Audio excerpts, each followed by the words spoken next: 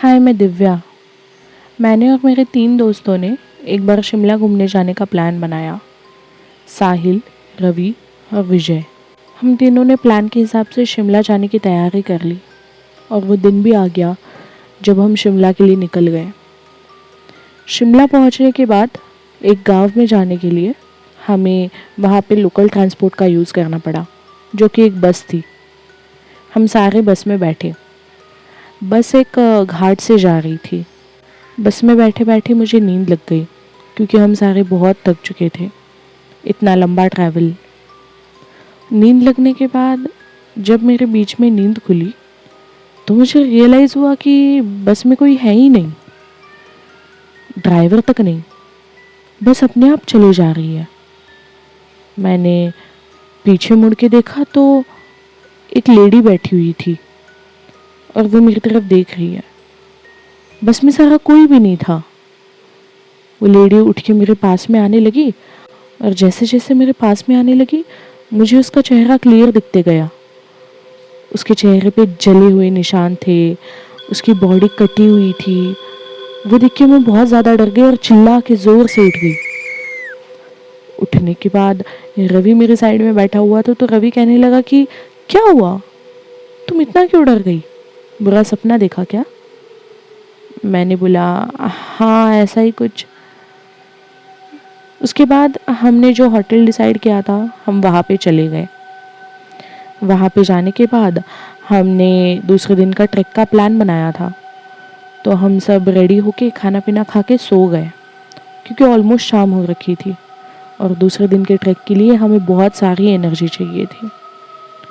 दूसरे दिन हम सब उठे और हम एक पहाड़ी पे गए। उस पहाड़ी पे जाने के बाद वहाँ से इतना सुंदर नज़ारा दिख रहा था। उस पहाड़ी पे जाने के लिए हमें लगभग शाम हो गई थी। पहाड़ी पे जाने के बाद हमने ऊंचाई से थोड़ा सा झुक के देखा। हम सबका ध्यान इधर उधर था तो साहिल कहने लगा कि अरे वो देखो, वो घने से जंगल में वो औरत इतना दूर चढ़ के आई है। What a spirit man. फिर हम सब ने झुक के देखा तो हमें तो कोई औरत नहीं दिखाई दी।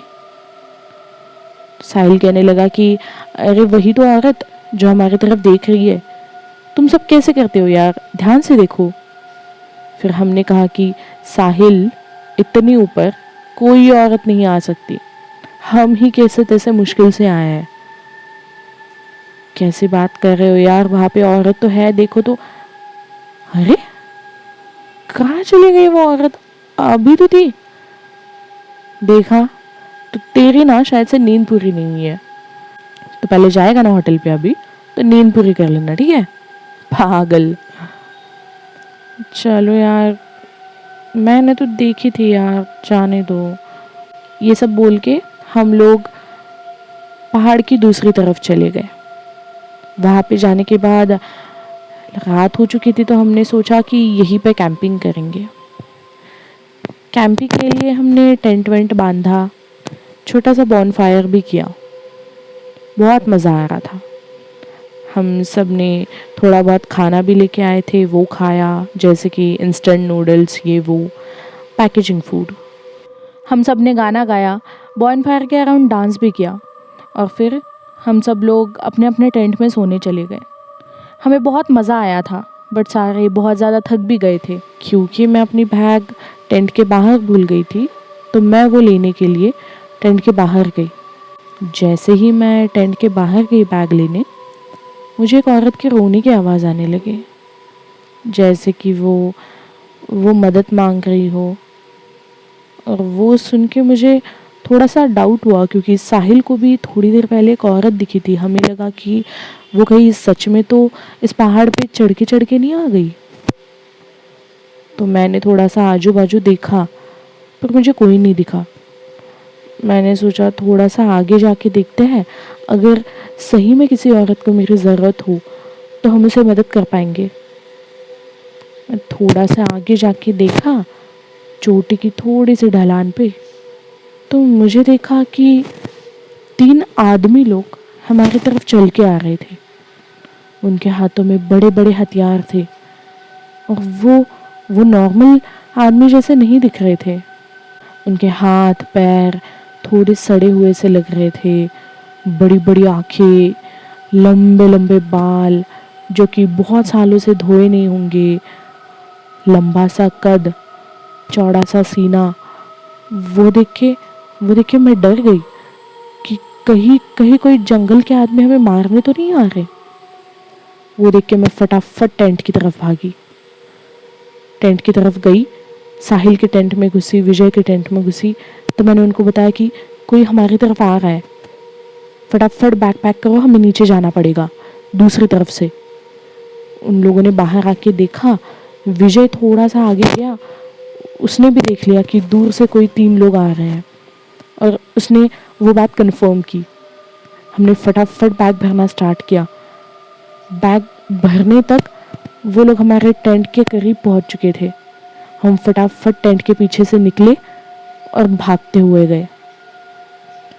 भागने के बाद हम एक बड़े से पत्थर के पीछे छुप गए, क्योंकि हम अगर नीचे उतरते तो उन्हें हमारे पैरों की आवाज़ आ जाती और उन्हें हमें पकड़ना इजी हो जाता। हम उस बड़े से पत्थर के पीछे छुप के बैठे रहे। हालांकि हम सारे बहुत डरे हुए थे, पर हमने सारों ने हिम्मत से काम लिया। वो तीनों हमारे टेंट के सामने गोल बना के बैठ गए और कुछ तंत्र पूजा करने लगे, कुछ कुछ मंत्र बड़बड़ाने लगे। उन्होंने अपने हथियार साइड में रखे हुए थे। जैसे ही वो तीनों मंत्र पढ़ने लगे, दूर से एक औरत आई और उन तीनों के बीच में जो जगह थी वहां पे आके लेट गई। वो सब देख के हम बहुत ज्यादा शॉक में थे कि ये सब हो क्या रहा है, ये सब कर क्या रहे हैं। पहले हमें लगा कि शायद वो कहीं इस औरत को तो परेशान नहीं कर रहे, पर जब उन्होंने मंत्र फूकना स्टार्ट किया तब उन तीनों में से एक एक आदमी पास में आकर उस औरत के कान में कुछ बड़बड़ा रहा था और उसे सूंघे जा रहा था। ये चीज़ें इतनी वियर्ड थी, इतनी डिस्टर्बिंग थी कि हमें कुछ समझ में ही नहीं आ रहा था। करते तो क्या करते, क्योंकि हमें हमारी जान बचाना भी बहुत ज़्यादा मुश्किल हो रहा था। हम उसे कहाँ मदद करते। पर जैसे जैसे उन तीनों ने अपना काम आगे बढ़ाते गए, किसी भी एंगल से लग नहीं रहा था कि वो औरत मदद चाहती है। उन तीनों ने कुछ मंत्र फूके, उसके कान में कुछ बड़बड़ की और वो बड़बड़ करने के बाद वो अपने आसपास देखने लगी और उस औरत ने हमारे पत्थर की तरफ इशारा किया जो कि हमारी तरफ था। वो देखते ही हम इतना डर गए कि हम फटाफट वहां से उठे और पीछे की तरफ से भागने लगे। हमारे भागने की आवाज़ आते ही उन तीनों ने अपने अपने हथियार उठाए और हमारे पीछे भागने लगे। हम जितना तेज़ी से भाग रहे थे वो भी हमारे पीछे भाग रहे थे। मैं और रवि आगे थे, विजय और साहिल पीछे थे। हमने जैसे तैसे भाग के होटल तक का रास्ता पकड़ लिया। विजय और साहिल पीछे थे, तो जैसे ही हम होटल के पास आए हमने पीछे मुड़ के देखा तो विजय और साहिल नहीं थे। वो देख के हम बहुत ज़्यादा डर गए। हम फटाफट होटल में घुसे और हमने मैनेजर से बात की, उन्हें ये सब होता हुआ बताया। तब मैनेजर ने बोला कि वो पहाड़ श्रापित है, वहाँ पे कोई जाता नहीं है, क्योंकि सबको पता है उस पहाड़ पे जो भी जाता है वो वापस लौट के नहीं आता। आप लोग एक्चुअल में बहुत ज़्यादा लकी हो कि आप लोग लौट के आए। हमने बोला कि ऐसे नहीं हो सकता और ऐसे होना भी नहीं चाहिए, क्योंकि हमारे 2 दोस्त पीछे रह गए हैं। उन्हें लिया बिना हम यहाँ से नहीं जा सकते। आप फटाफट पुलिस को बुलाइए, हमें उन्हें ढूंढना है। पुलिस भी आई, उन्हें ढूंढने की भी कोशिश की। हमने सारी इन्फॉर्मेशन दी विजय और साहिल के बारे में, पर कुछ हो नहीं पाया। हम लगभग 3-4 दिन वहाँ पे रुके थे साहिल और विजय को ढूंढने के लिए, पर किसी का कोई नामो निशान नहीं मिला।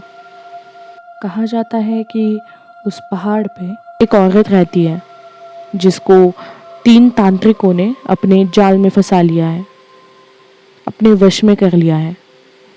और वो औरत हर रोज़ अपना नया शिकार ढूंढती है उस पहाड़ी पे, और जो भी शिकार मिले वो उन 3 तांत्रिकों के पास लेके आती है, ताकि वो 3 तांत्रिक उसकी बलि चढ़ा के खुद को पावरफुल बनाए।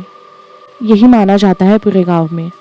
क्या पता कि शायद विजय और साहिल अभी भी जिंदा हो, उन तीनों तांत्रिकों के हवाले हो, या फिर कहीं उन तीनों तांत्रिकों ने विजय और साहिल को मार तो नहीं दिया।